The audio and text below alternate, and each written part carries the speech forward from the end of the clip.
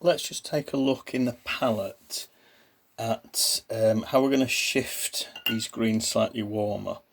One option would be to mix our spring greens as usual and just add a little bit of red, probably the alizarin crimson. So immediately that would dull the green down. So that's one possibility.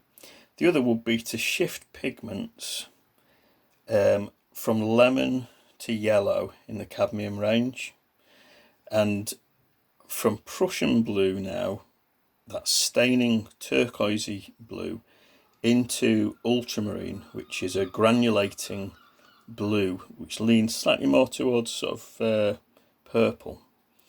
So let's see what those two together look like. Some clean water, some of the cadmium yellow now, kind of golden yellow. I just start to add little bits of ultramarine at a time, so we could get a very sort of yellowish green. But you can see how dull that looks compared to the spring green. It's much more mossy or olive green. So if we want it to lean towards yellow or towards blue within that green triangle, we either add more yellow or more blue. So as I add more of the ultramarine, we're shifting towards a mid-green now.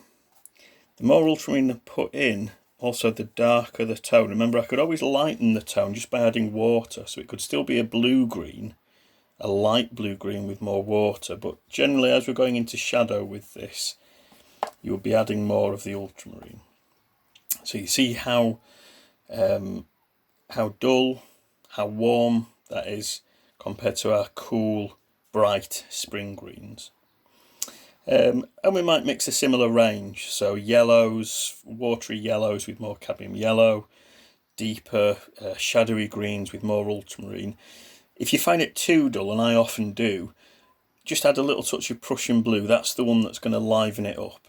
Okay, so if it's all looking too brown, although it's green, it's just a dull green, you might just want to liven it up with a bit of Prussian blue in there as well.